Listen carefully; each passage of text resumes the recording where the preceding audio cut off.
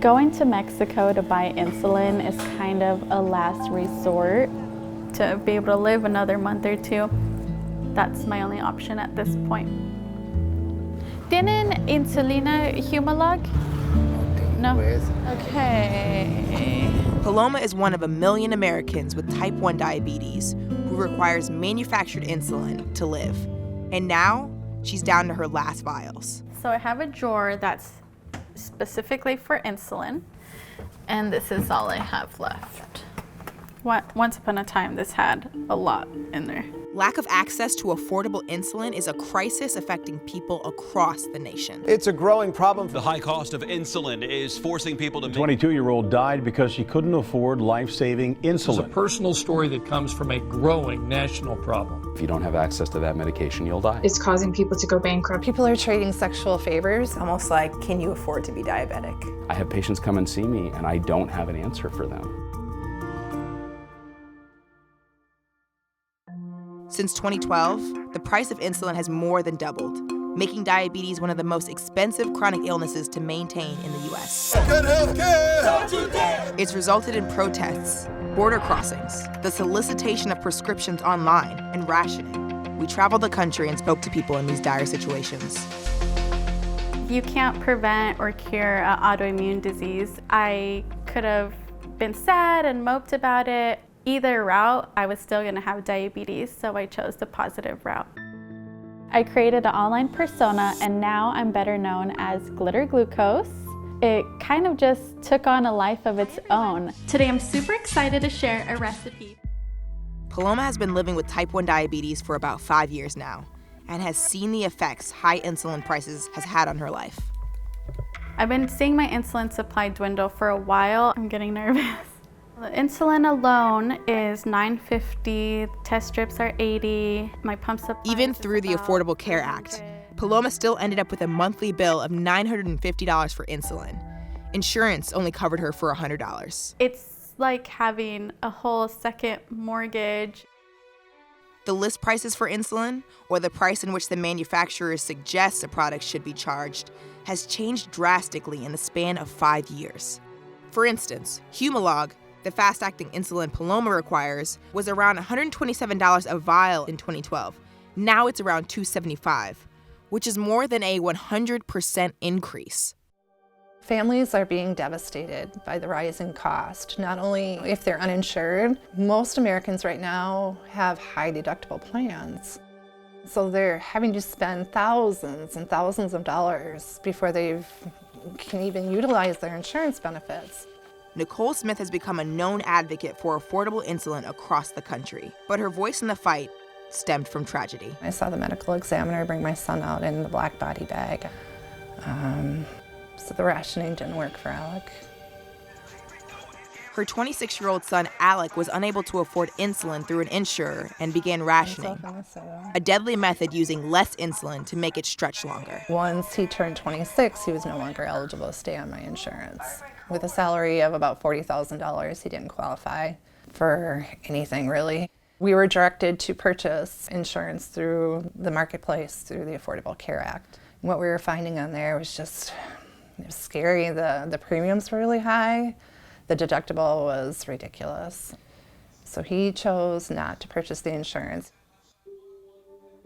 On Alec's first visit to the pharmacy, his insulin and supplies came out to $1,300 for the month. Unable to afford it, he walked away with no purchase. You know, kind of piecing things together, figured out that he was rationing what he had left, probably to get him to payday.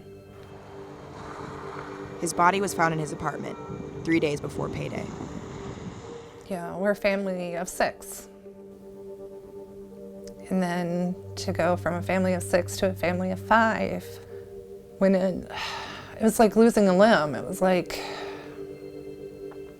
A recent Yale study found that 1 in 4 people ration the life-saving hormone. Patients are dying because they don't have access to this medication. How are we not talking about this day in and day out? Dr. Joshua Miller specializes in treating patients with diabetes, but also shares a commonality with them.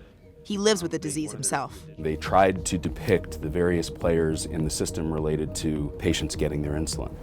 And I get a headache when I look at this. Dr. Miller is referring to the insulin supply chain, which shows the movement of insulin from manufacturers to patients.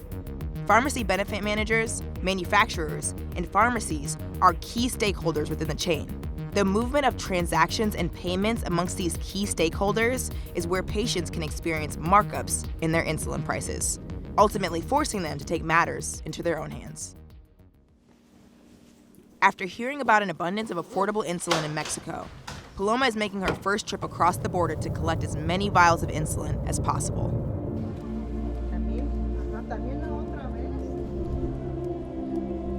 We just crossed the border of Nogales, Arizona, and this is Nogales, Mexico. When you come across, you see pharmacies, you see lunch spots, and you see where people can shop. But Paloma is here in search of affordable insulin. Now, she hopes to find some insulin and bring it back to the States so it can last her another month or so. Hola. ¿Tienen insulina? ¿Tienen insulina Humalog? No? Okay. Paloma's monthly cost of insulin and supplies equals out to $1,295, with insulin as the highest on her bill. We did the math, and if the price maintains, she will be paying around $15,000 a year.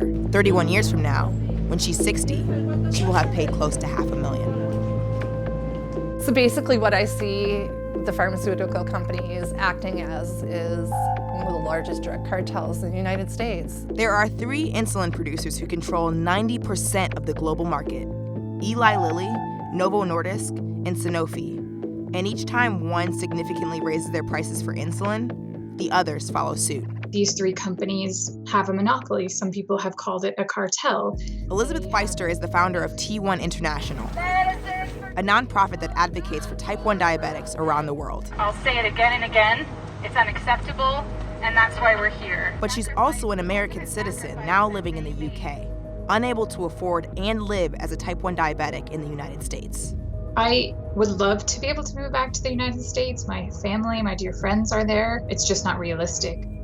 Extreme measures like moving to a different country or crossing the border to go to a pharmacy are only a few of all too many sacrifices patients have had to make to stay alive.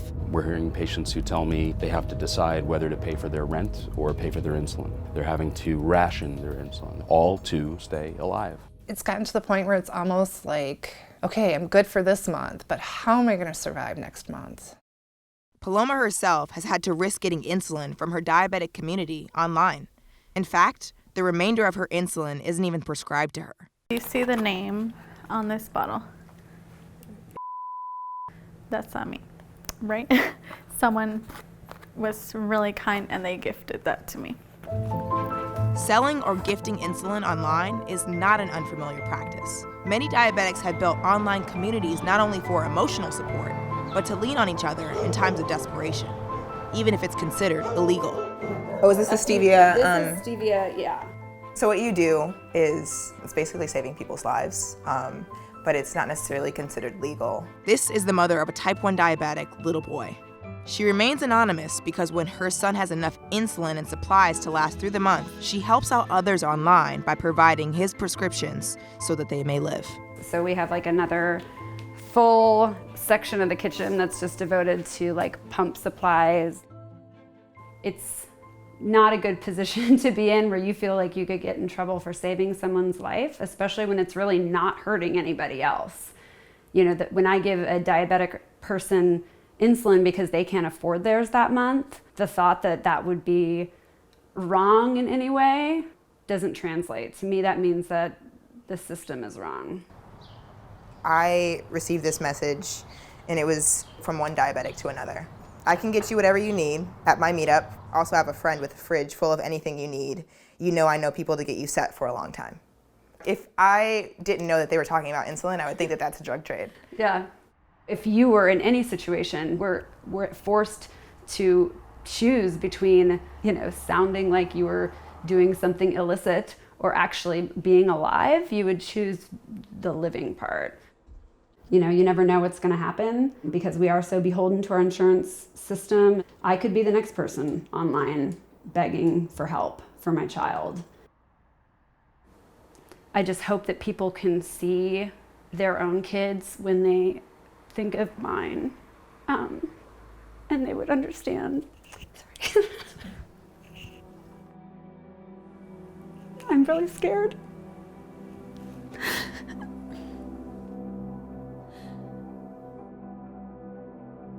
It's wild and outrageous that in the American healthcare system, which, you know, so many people perpetuate the myth that it's the best healthcare system in the world, that people with diabetes are having to purchase or share insulin with people they have never met on the internet because that's how desperate they are. At the end of the day, if I didn't have good health insurance coverage, I would be doing the same thing. She said that they have another location that's bigger than... Back in Mexico, Paloma struggles to find insulin. Let me ask this guy. Pienso que se llama Farmacia Benavides. Okay, let's try it. The Humalog. No? Okay. Is it what you expected? I expected it to be a tiny bit easier. There was plenty of insulin, just not the specific kind that I prefer to use. I did get one box. $46. Okay. This was $45.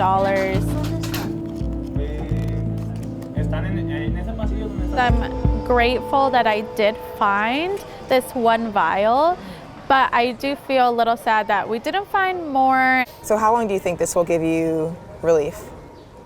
Never. Until there's a change, I probably won't ever feel the relief.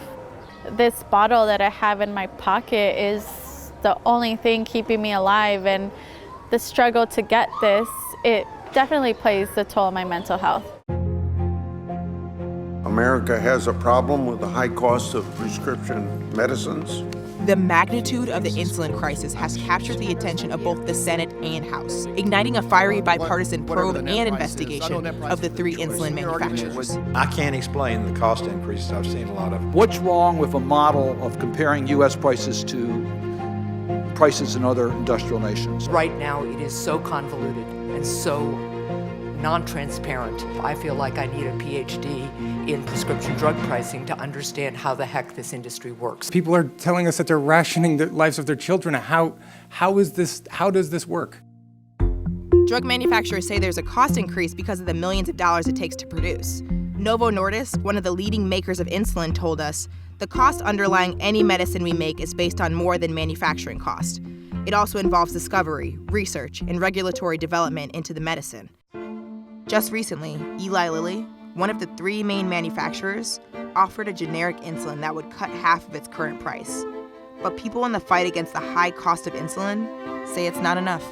You ratchet up the price of insulin 1,000% since 1996, and then you say, oh, we're offering it at half price. You're trying to look like the good guy. Lilly offering half-price insulin, that's not an answer. That's a distraction from the conversation. Patient-led advocacy is working. People have been speaking out, have been demonstrating, and these companies are scared and they know that they need to do something. Congress needs to act. This is a public health crisis, plain and simple. That crisis will continue. It will get worse. It will skyrocket.